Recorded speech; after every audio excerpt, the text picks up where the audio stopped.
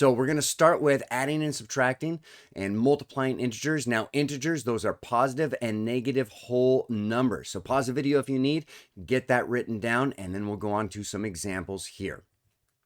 So here we're going to look at -7 plus 5. Now, the model that works really good with our brains is thinking money, okay? So what does this -7 mean? Well, it means that you owe $7 to somebody, okay? And then what does the $5 or the plus 5 mean?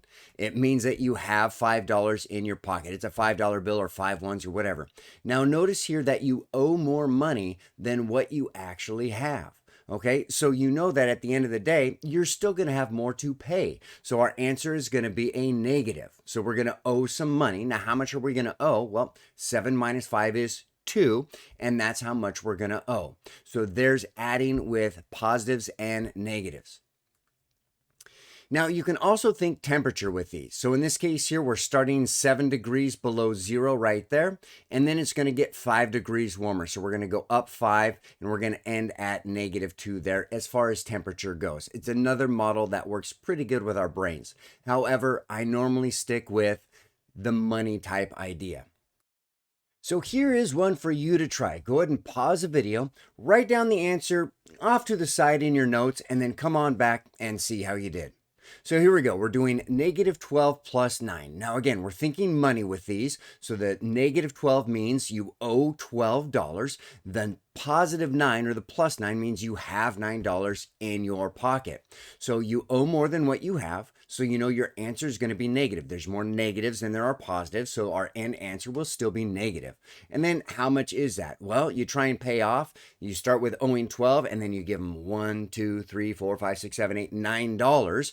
So you will take off 9 from that debt. So 12 minus 9 would make 3. So you're still going to owe $3. Now, if you want to look at this when it comes to temperature, we would start at 12 degrees below 0 or -12, and then it would get 9 degrees warmer, and we'd still end at -3.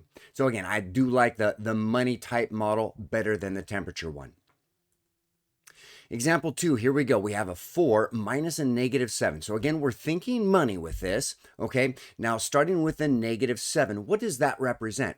Well, that represents that you owe $7. Now, how did you owe the $7? Most likely somebody loaned you the money. They gave you $7. You put it in your wallet, right? Because you're going to use it later, okay? Now, check this out. This minus right here, this means they took away that debt. In other words, they loaned you the $7. You owe them. You have to pay it back. And they say, you know what? Don't worry about the $7. You can just keep it. Okay, so when we're able to just keep the money, it's like they gave us that money. So anytime we minus a negative, it's like somebody loaning you money and then just letting you keep it. So you add that to what you already had in your wallet. In this case, it was $4. So minus a negative, we just changed to plus. So now we end up with 4 plus 7. Well, that just makes regular 11. And now we have $11 in our pocket. Go ahead and try this one out on your own. Pause the video, write the answer somewhere in your notes off to the side, and then come on back and see how you did. So here we have a -8 minus a -6. So remember, minus a negative, we're thinking money. Somebody loaned you $6. You don't have to pay it back. They took away the debt, so you get to keep it. So now it's a plus, right? And now we have -8 plus 6. Here you owe more than what you have because a -8 means you owe $8. You have +6 now because somebody loaned it to you, but you get to keep it, right? So it's going to be a -2, right? You owe 8, you have 6, you try and pay them back, you're still going to owe some money. How much? 8 minus 6 amount, which is a 2. Now in your notes real quick, get these written down. If you're adding or subtracting, the question you ask is, which has more? Do I have more positive or do I have more negative? Because that's going to tell you whether your answer is positive or negative. Again, with money, if you owe more than what you have, if you, more negative than positive, your answer will be negative.